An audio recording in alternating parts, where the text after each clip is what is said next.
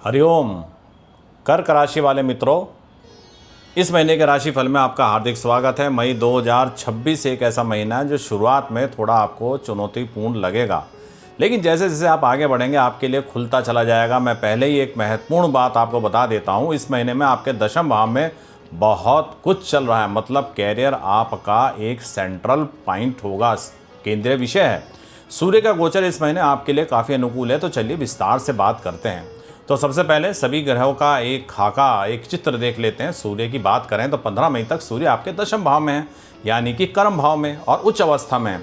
तो देखिए, दशम भाव में उच्च का सूर्य, ये अपने आप में एक बहुत बड़ी बात है। कैरियर में विजिबिलिटी बढ़ेगी, लोग देखेंगे आपका काम। 15 के बाद सूर्य आपके 11वें भाव में आएंगे, जो कि है लाभ का स्थान। यह भी आपके लिए अनुकूल है, यानी सूर्य इस पूरे महीने आपके लिए एक मजबूत सपोर्ट की तरह काम करेंगे। मंगल की बात करें तो 11 मई तक मंगल आपके 9वें भाव में है, भाग्य भाव में शनि के साथ। यह स्थिति थोड़ा कमजोर है, भाग्य पूरी तरह आपका साथ नहीं दे रहा है, प्रयास ज़्यादा हो रहे हैं, परिणाम थोड़ा कम आ रहे हैं। 11 के बाद मंगल आपके 10वें भाव में आएंगे, अपनी ही राशि में, और यहाँ से कहानी पूरी तरह बदल जाएगी। कर्म भाव में मंगल अपनी राशि में मेहनत सीधी सफलता देती है। सीनियर्स के साथ तालमेल बेहतर रहेगा। बुध की बात करें तो 15 मई तक बुध आपके 10वें भाव में सूर्य के साथ। ये एक विशेष संयोजन है, बुध आदित्य योग जैसा, और निर्णय आपके लिए अनुकूल साबित होंगे। काम में क्लैरिटी आएगी। 15 के बाद बुध आपके 11वें भाव में चले जाएंगे, वहाँ भी अनुकूल। और 29 के बाद जब बुध 12वें भाव में आएंगे तब थोड़ा ध्यान रखना होगा। बृहस्पति इस महीने आपके 12वें भाव में, अपने ही नक्षत्र में। तो देखिए साहब, 12वां भाव खर्च का भाव है। बृहस्पति यहाँ कुछ मामले में आपको रोकेंगे, लेकिन बृहस्पति का स्वभाव हमेशा शुभ होता है, यानी कि जो भी खर्चे आप करेंगे वो आपके लिए, अपने लिए करेंगे, अच्छी जगह पैसा खर्च होगा। बृहस्पति की दृष्टि आपके 4थे, 6ठे और 8वें भाव पर भी पड़ेगी, जो आपको वहाँ से एक मदद, एक हेल्प देगी। शुक्र की बात करें तो 14 मई तक शुक्र आपके 11वें भाव में है, अपनी ही राशि में, वृषभ राशि में। यह स्थिति लाभ के लिए काफ़ी अनुकूल है। 14 के बाद शुक्र 12वें भाव में जाएंगे, तब खर्च थोड़े बढ़ सकते हैं। शनि आपके 9वें भाव में है, यानी कि भाग्य भाव में। 17 मई तक शनि अपने ही नक्षत्र में रहेंगे। उसके बाद बुध के नक्षत्र में 17 के बाद शनि से बेहतर परिणाम मिलने शुरू हो जाएंगे। राहु आपके 8वें भाव में अप्रत्याशित बदलाव का संकेत है। केतु आपके दूसरे भाव में, परिवार और फाइनेंस में थोड़ा सा अनिश्चितता रहेगी। इन सबको मिलाकर देखते हैं कि ये महीना पहले हिस्से में आपसे थोड़ा सा धैर्य मांगता है और दूसरे हिस्से में परिणाम देगा। तो एक एक करके हम बात करते हैं। सबसे पहले आते हैं कैरियर पे। तो देखिए साहब, इस महीने आपका कर्म भाव बहुत सक्रिय है। पहले सूर्य बुध वहाँ थे, अब 11 के बाद मंगल भी वहाँ आ जाएंगे। ये एक के बाद एक ग्रह सपोर्ट करने आ रहे हैं कैरियर में। 15 मई का समय देखें तो सूर्य बुध दोनों दशम भाव में हैं, सूर्य उच्च अवस्था में। ये कॉम्बिनेशन क्या करता है, आपकी प्रोफेशनल विजिबिलिटी असाधारण हो जाती है। जो काम आप करते हैं लोग उसको देखते हैं, सीनियर्स नोट करते हैं।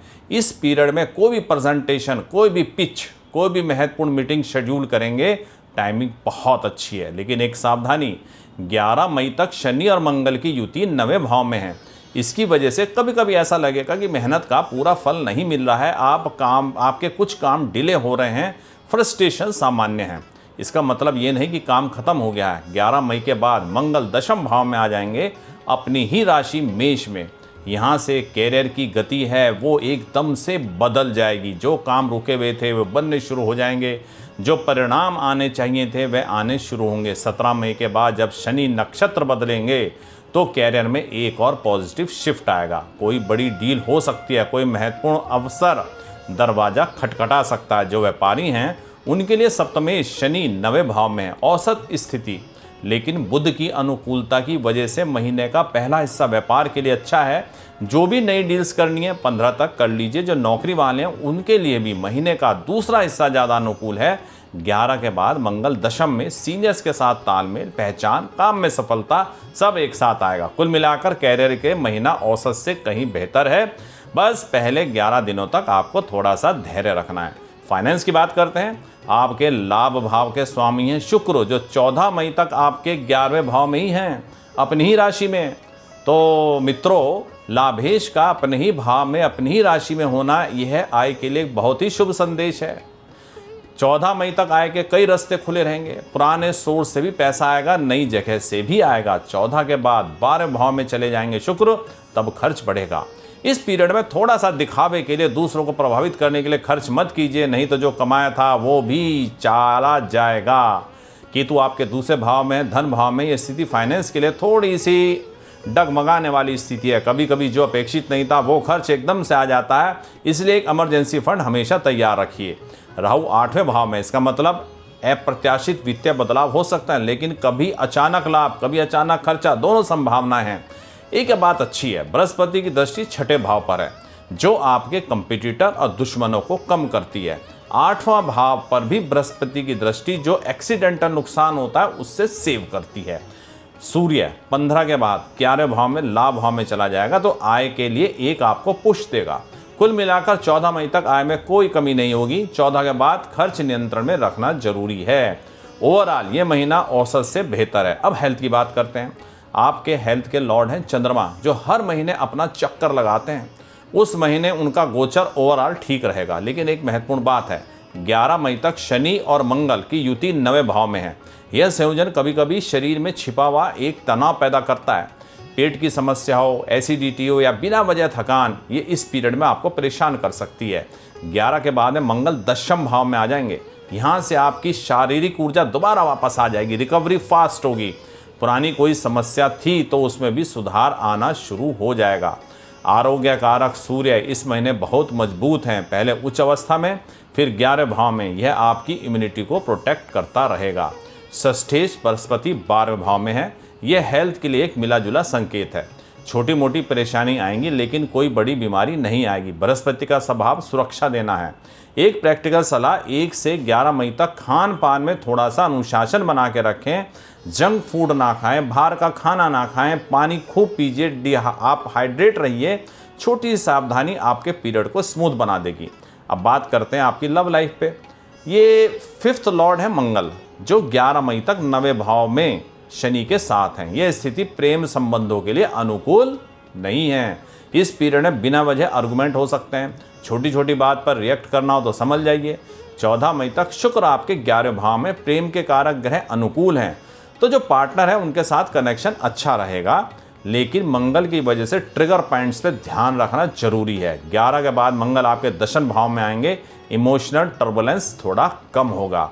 रिश्तों में स्थिरता आएगी। पहले जो गिले शिकवे थे वो अब दूर होने शुरू हो जाएंगे। लॉन्ग डिस्टेंस रिलेशनशिप वालों के लिए राहु 8वें भाव में, कुछ भी एक्सीडेंटल बात या घटना हो सकती है, लेकिन ओवरऑल रिश्ता ठीक रहेगा। सगाई हो, विवाह की बात आगे बढ़ानी हो तो मित्रों 11 मई के बाद का समय ज़्यादा अनुकूल है। उस समय जो बात चलाओगे वो बनती हुई प्रतीत होगी। मैरिड लाइफ की बात करें, सप्तमें शनि आपके 9वें भाव में है। औसत स्थिति है। 11 मई तक मंगल भी साथ हैं। कम्बिनेशन की वजह से जीवन साथी से छोटा मोटा तनाव संभव है। वाणी पर थोड़ा सा काबू रखिए। कठोर रिश्ते शब्दों में दरार डाल सकते हैं। 11 के बाद मंगल अलग हो जाएंगे, तनाव अपने आप कम हो जाएगा। 17 मई के बाद जब शनि नक्षत्र बदलेंगे तब मैरिड लाइफ में थोड़ा नया सुकून आएगा। बृहस्पति की दृष्टि 6ठे भाव पर पड़ती है तो प्रतिस्पर्धा और दुश्मनों को कम करती है। घर में बाहरी हस्तक्षेप भी कम होगा। ये आपकी मैरिड लाइफ के लिए एक अप्रत्यक्ष आशीर्वाद है। पारिवारिक जीवन की बात करें, दूसरे भाव के स्वामी सूर्य हैं। इस महीने काफ़ी अच्छी स्थिति में हैं, पहले उच्च अवस्था में, फिर 11वें भाव में। यह परिवार के लिए शुभ संकेत है, लेकिन केतु आपके दूसरे भाव में बैठे हुए हैं। यह कभी कभी परिवार में गलतफहमी का माहौल बना देता है। आपने जो नहीं कहा उन्होंने सुना, आपने जो कहा उन्होंने अलग समझा। ये सब केतु का काम है। इसलिए फैमिली के सदस्यों से बात करते समय स्थिति को स्पष्ट करिए, अनुमान मत लगाइए, सीधे पूछिए, सीधे बोलिए। 14 मई के बाद जब शुक्र 12वें भाव में आ जाएंगे, परिवार में कुछ खर्च हो सकता है, कोई धार्मिक अवसर या फैमिली फंक्शन का मौका भी आ सकता है। कुल मिलाकर पारिवारिक जीवन इस महीने अच्छा रहेगा। बस कम्युनिकेशन के ऊपर थोड़ा सा ध्यान देने की आवश्यकता है। गृहस्थ जीवन की बात करें, चतुर्थ भाव के स्वामी हैं शुक्र, जो 14 मई तक 11वें भाव में अनुकूल हैं। यानी कि घर में एक पॉजिटिव एनर्जी रहेगी। पहले हाफ में घर में सुकून रहेगा। कोई अच्छा काम या रेनोवेशन भी हो सकता है। 11 मई के बाद मंगल 10वें भाव में आ जाएंगे और चौथे भाव पर दृष्टि डालेंगे। तब घर में छोटी छोटी समस्याएं शुरू हो सकती हैं, छोटी छोटी बात पर आर्गुमेंट, कोई एक चीज ट्रिगर होगी, वह यह पीरियड होगा। लेकिन बृहस्पति की दृष्टि चौथे भाव पर लगातार पड़ती रहेगी, जो इन चीज़ों को ज़्यादा बढ़ने से रोक देगी। कोई बात होगी एक सीमा से आगे नहीं बढ़ेगी। घर में शांति बनाए रखने का सबसे आसान तरीका, बड़ी बात को छोटी समझो और छोटी बात को इग्नोर करो। बस इतना कर लिया तो घर जीवन सुख रहेगा। उपाय इस महीने में आपको क्या करने चाहिए? उपाय आपको ये करना चाहिए, सूर्य भगवान को आपको, जब सूर्य भगवान सुबह उठें और आप भी उठें, यानी कि सूर्य जिस समय उदय होता है तो आप भी उठ जाइए और उनका रोज जल से अभिषेक कीजिए। ये आपके दशम भाव को मजबूत करेगा, आपके कैरियर में चमक आएगी। मंगलवार को मंदिर विजिट करिए, हनुमान जी के दर्शन करिए, उनके सामने बैठकर हनुमान चालीसा का पाठ करिए। अगर हो सकता हो तो कोई मीठी चीज़ प्रसाद के रूप में आप जो है वहाँ पर बांट दीजिए। और तीसरा उपाय ये है कि आप नियमित रूप से अपने माथे पर तिलक लगाएं, माथा खाली ना छोड़ें। चौथा उपाय इस महीने में है, तर्पण कीजिए पितरों को, खास करके अमावस्या के दिन। और अगर आपके माता पिता का चित्र है, उनके सामने आप प्रार्थना कीजिए, आपको लाभ मिलेगा। चलिए करते हैं इस महीने का एक लक एनालिसिस। कर्क राशि वालों के लिए मई 2026 में आपका फाइनेंस लक है 72%, लव लक है 68%, कैरियर लक है 79% और हेल्थ लक है 71%। और ओवरऑल मई 2026 तक का स्कोर 72%, कैरियर यहाँ पे डोमिनेट करता हुआ दिख रहा है।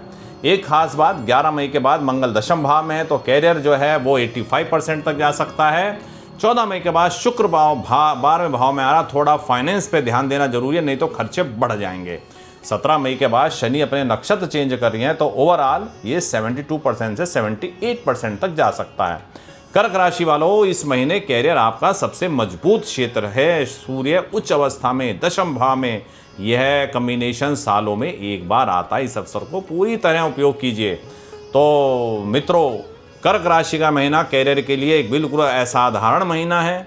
पहले के 11 दिनों में धैर्य, उसके बाद परिणाम, सूर्य बुध दशम में, फिर मंगल दशम में, एक के बाद एक ग्रहों का समर्थन। अगर ये वीडियो उपयोगी लगे, लाइक कीजिए, शेयर कीजिए, सब्सक्राइब कीजिए और अपने किसी फ्रेंड को भी आप इसको भेज दीजिए। आपका लगन अगर यही है, यानी कि कर्क लगन है, तो कमेंट में लिखें, मैं सभी कमेंट पढ़ के आपको जवाब दूंगा। अगले वीडियो तक के लिए आप अपना ध्यान रखिएगा। हरिओम।